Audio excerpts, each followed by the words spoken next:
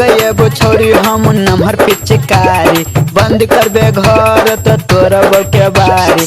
लकैबो छोरी हम नमहर पिचकारी, बंद करबे घर तो तोरब के बारी। होली में चोली के फायर दबोगे, रंग ढार दबोगे।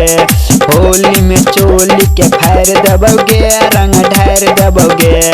होली में चोली के फायर दबोगे।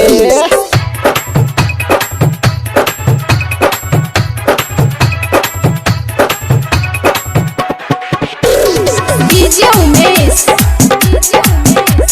सुखीपुर बाजार।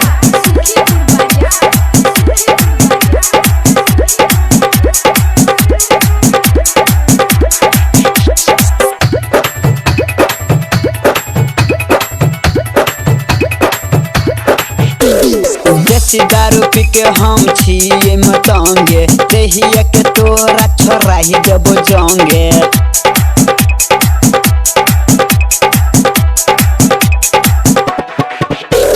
देसी दारू पी के हम छिए मतंगे, देहिया के तोरा छोराही जब जाओगे।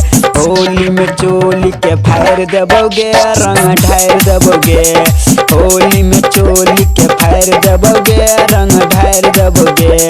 होली में चोली के फायर दबोगे, रंग ढार दबोगे।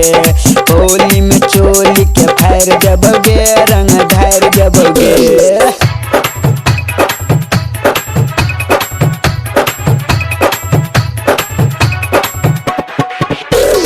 डीजे उमेश सुखीपुर बाजार।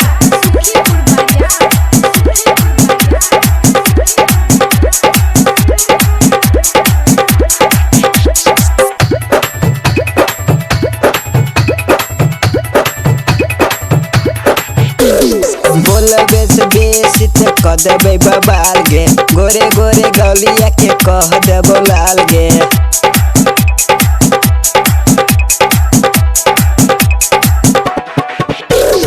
बोलबे से बेसी तो कह देबै बबाल गे, गोरे गोरे गलिया के कह देबो लाल गे। होली में चोली के फायर देबोगे, रंग ढार देबोगे। होली में चोली के फायर देबोगे, रंग ढार देबोगे।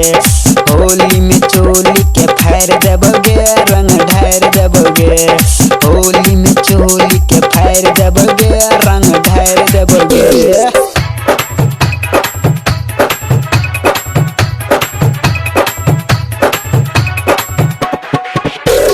डीजे उमेश सुखीपुर बाजार।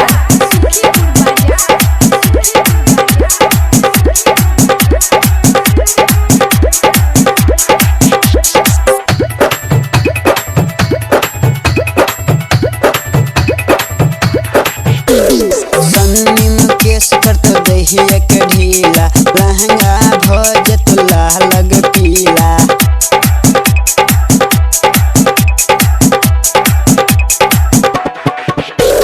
सन्नी मुकेश करत दहिया के ढीला, लहंगा भजत लाल लग पीला। होली में चोली के फायर देबोगे, रंग ढार देबोगे।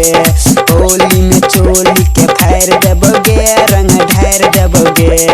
होली में चोली के फायर देबोगे, रंग ढार देबोगे। होली